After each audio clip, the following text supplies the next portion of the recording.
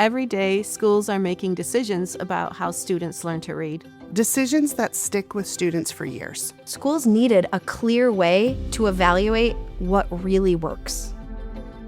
About 5 or 6 years ago, we were starting to realize many of the curriculum that were being published and adopted by schools still contained a lot of practices that did not align with the science of reading at all, and in fact may actually harm or delay reading outcomes. Although the research has been around for many, many years on what we know is best practice in teaching children to read, the instructional materials that were in places in classrooms did not exemplify those practices. The Reading League convened a group of experts, and we began to contribute to a very basic document that articulated what are those practices that are essential and what is the research to support those practices. One of the most challenging things in schools is when educators and specialists and leaders come to a curriculum review with different priorities and understandings. However, using a framework like the curriculum evaluation guidelines really helps them understand and ground their decision-making in the research on how kids learn to read. And there's nothing more important than that.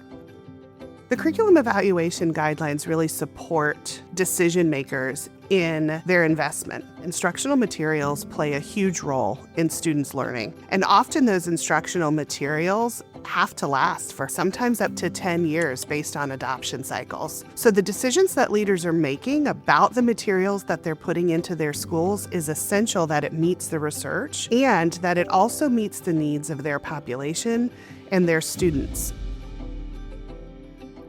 The goal of the curriculum evaluation guidelines is truly to help educators and leaders understand where the strengths in their program are and where some of those areas requiring attention are.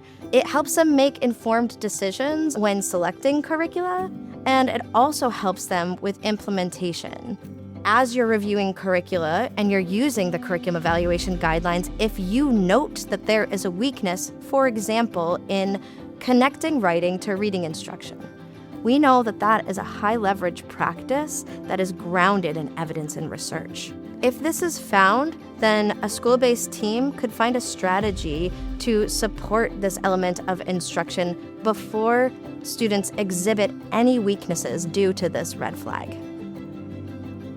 This isn't just about curriculum. It's about building a stronger foundation on how we teach reading moving forward. My dream would be that these curriculum evaluation guidelines do serve as an important must-have tool for schools to use to ensure that that is in place while at the same time building their teachers' knowledge.